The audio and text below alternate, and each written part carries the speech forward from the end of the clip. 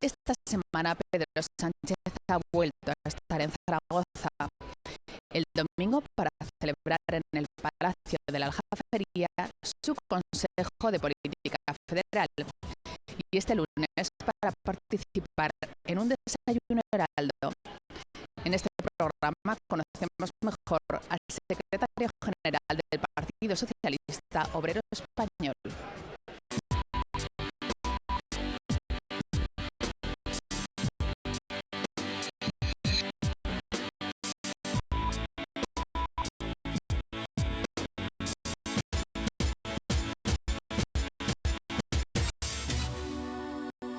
Desde su elección como secretario general del PSOE el pasado mes de julio, Pedro Sánchez ha visitado Aragón en diferentes ocasiones, pero la de esta semana ha sido especial, ya que en el Congreso de Política Federal celebrado en Zaragoza este domingo ha nacido una de las propuestas más arriesgadas del partido: abrir el proceso para reformar la Constitución.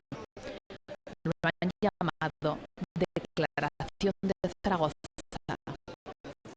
Vamos a proponer al presidente del Gobierno y al conjunto de fuerzas políticas en el Congreso de los Diputados abrir en la Comisión Constitucional del Congreso y con carácter previo a la creación de la ponencia un proceso de participación de expertos, instituciones, comunidades autónomas para delimitar el radio de la reforma constitucional y las soluciones que puedan ser objeto de consenso. Este lunes, al día siguiente de la celebración del Congreso Federal, Pedro Sánchez participó en un desayuno heraldo al que estuvieron invitadas más de 200 personas. El secretario general de los socialistas aragoneses fue el encargado de presentar al líder de su partido, un doctor en economía y empresa de 42 años, políglota, casado y padre de 2 hijas, con otras virtudes, tal y como apuntó Javier Lambán. Pedro Sánchez es un hombre con un gran coraje político y un gran coraje cívico, que es justamente lo que necesita en este momento España para abrirse camino entre el inmovilismo que caracteriza a la acción política del gobierno de España y las aventuras rupturistas que están proponiendo otros. Ya desde la atril, Pedro Sánchez fue desgranando sus propuestas políticas, propuestas de renovación presentadas en la cuna de uno de los más ilustres regeneracionistas. Sin duda, aquí estamos en esta sala personas que tenemos trayectorias vitales y también visiones del mundo diferentes, pero creo que todos podemos compartir una misma certeza, y es que nuestro país vive en una encrucijada que yo me atrevería a calificar de histórica, y tenemos una misma convicción, y es que ante los retos a los que nos enfrentamos como país, como sociedad, lo único que no podemos hacer es no hacer nada. Y creo que no puede haber mejor lugar que esta tierra, la tierra de Joaquín Costa, para hablar hablar de regeneración y de la necesidad de modernizar nuestro país, que es precisamente lo que necesita España. Así fue el comienzo de la charla, con la que Sánchez pretendía dar las claves que promoverán lo que él denominó un cambio seguro. Considero que es necesario, y en eso es lo que estamos los socialistas y vamos a proponer a todos los españoles, emprender un cambio que he calificado en esta conferencia de un cambio seguro, un cambio con seguridad, que creo, y no lo digo sin ningún tipo de complacencia, sino con convicción, solamente puede ofrecer el Partido Socialista Obrero Español. Y ello por dos razones.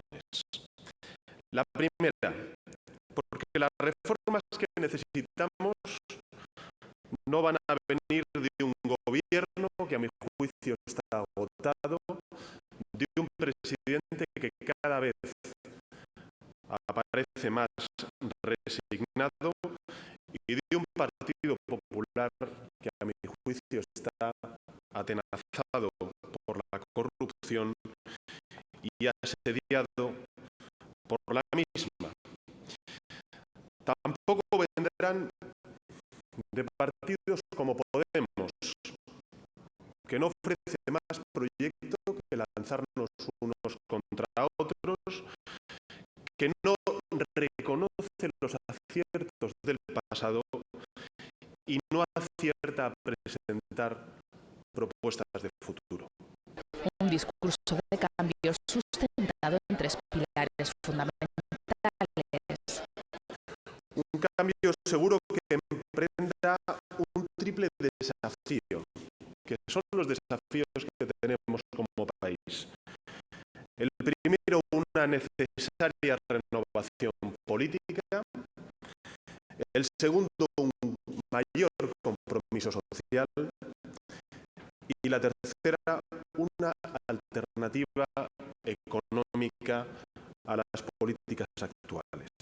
Para Pedro Sánchez, estas medidas regeneracionistas no podrían llevarse a cabo sin atacar de forma eficaz y de raíz la corrupción.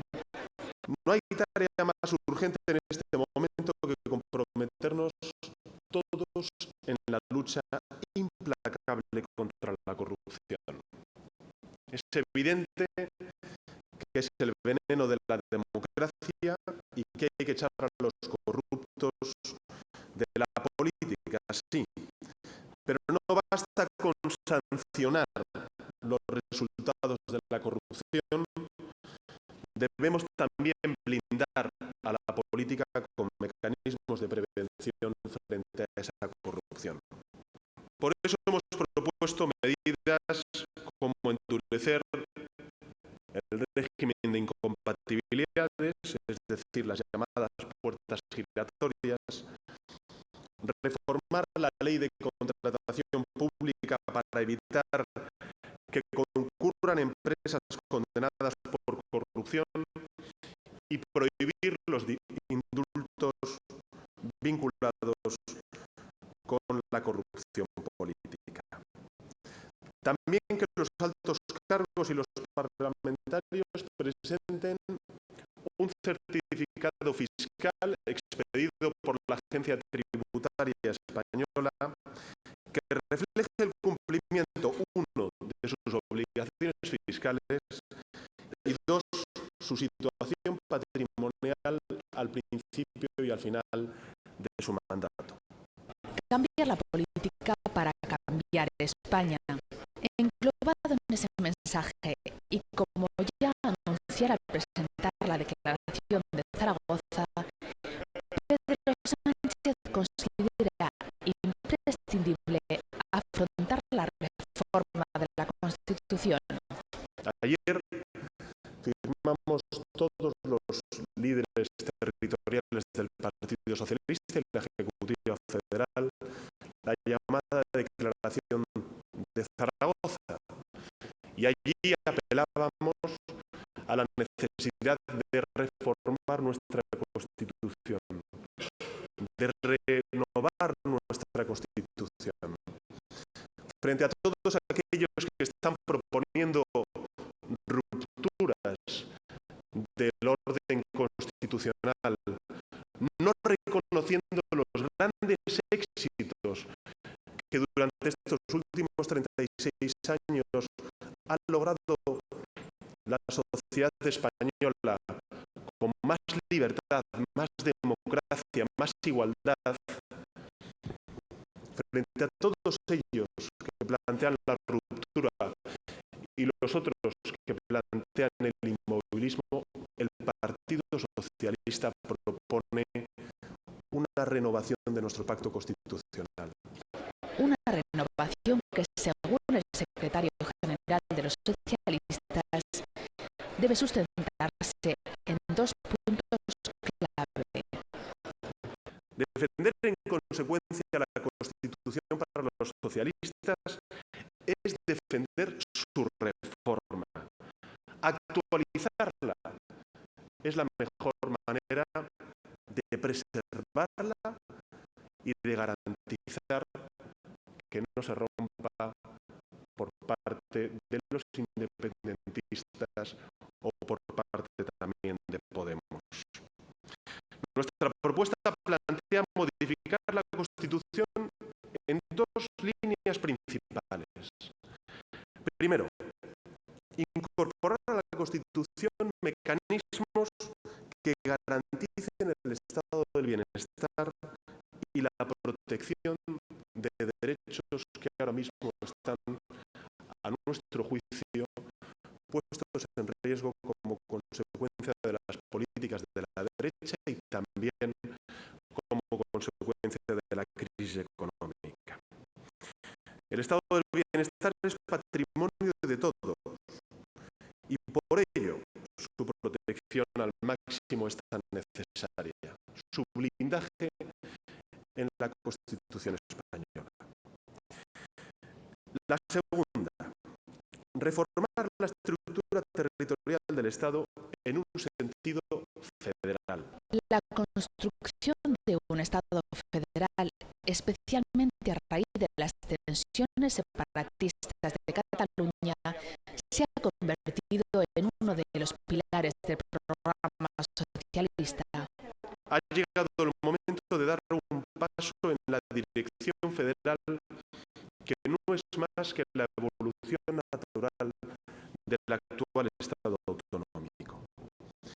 Ayer en esta misma ciudad fijamos nuestro proyecto en torno a 4 objetivos principales en la reforma constitucional. Primero, reglas claras. Reglas claras. Clarificación de competencias entre las comunidades autónomas y también el Gobierno de España, para poner fin, entre otras cuestiones, a la duplicidad que ahora afecta y que padecen muchos ciudadanos en su relación con los ayuntamientos, con las comunidades autónomas y con el Gobierno de España. Segundo, recursos.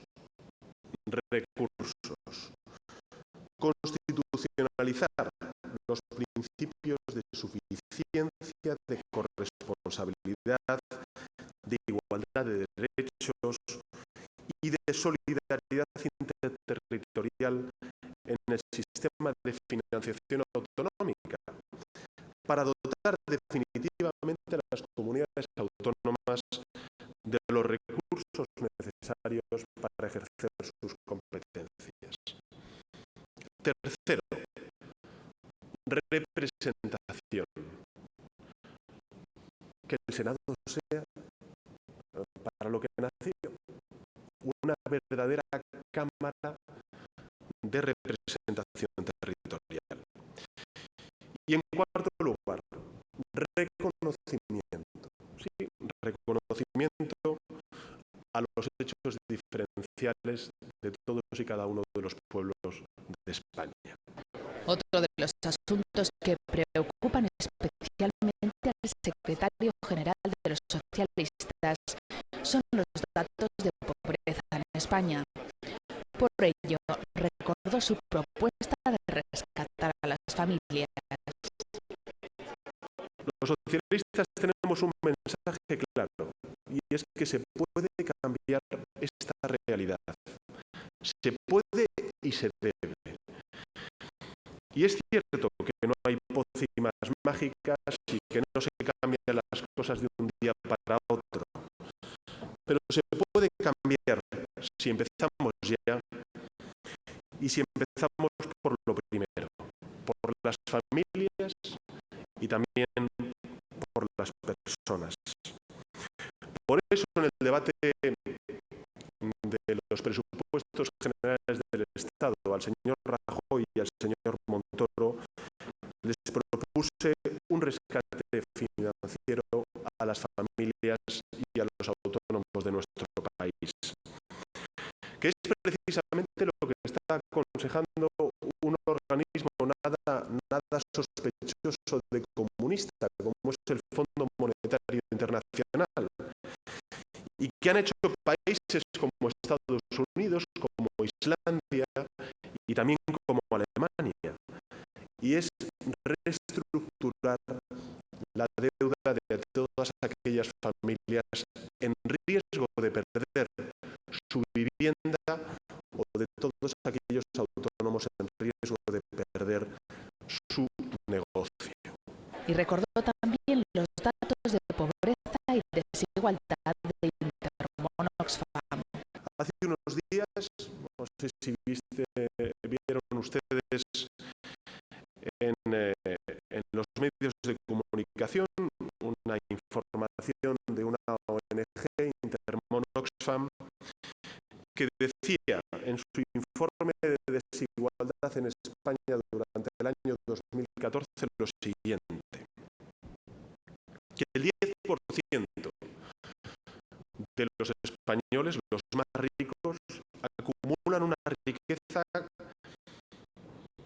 semejante, si no superior, a la del resto de la población española, es decir, 42 millones de personas. Son datos que se suman a los más de 2,5 millones de niños y niñas que sufren pobreza infantil en nuestro país, o al 40% de los trabajadores que no pueden hacer frente a ningún tipo de imprevistos durante el mes como consecuencia del bajo salario que tienen, o los más de 3 millones de desempleados que no cuentan con ningún tipo de ingreso que llevar a su hogar al mes, o los más de 400.000 jóvenes que han tenido que salir fuera de España como consecuencia de la falta de oportunidades en nuestro país. Como medidas para ayudar al país a salir de la crisis, apostó por la reindustrialización de España. Tenemos que ganar el futuro a través de una reindustrialización de nuestro país. Nosotros, los socialistas, nos proponemos, en cuanto lleguemos al gobierno de España, cumplir con el objetivo marcado por la Comisión Europea de que el 20% del PIB se explique por el sector industrial y que se creen 600.000 empleos adicionales en el sector industrial.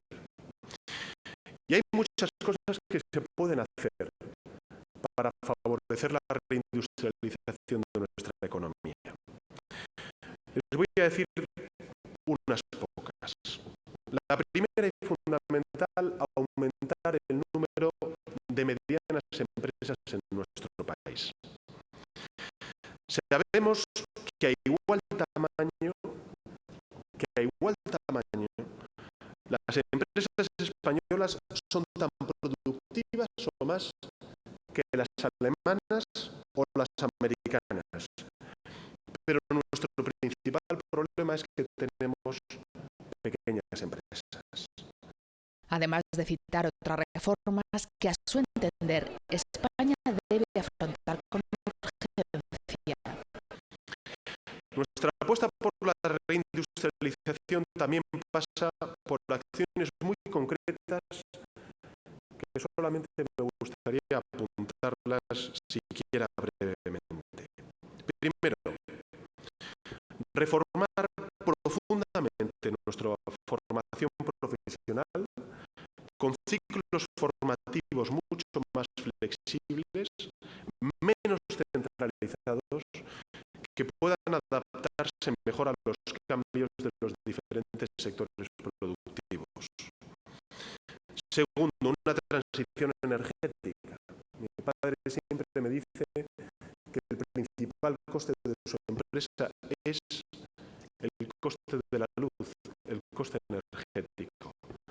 Y eso es uno de los principales déficits que tenemos para poder ganar en competitividad. Tercero, mejorar la financiación de la inversión industrial. Lo que propongo es que el ICO y todos los instrumentos financieros públicos que ahora mismo están a disposición del Estado se focalicen, se vuelquen en la transformación de las pequeñas empresas en medianas empresas.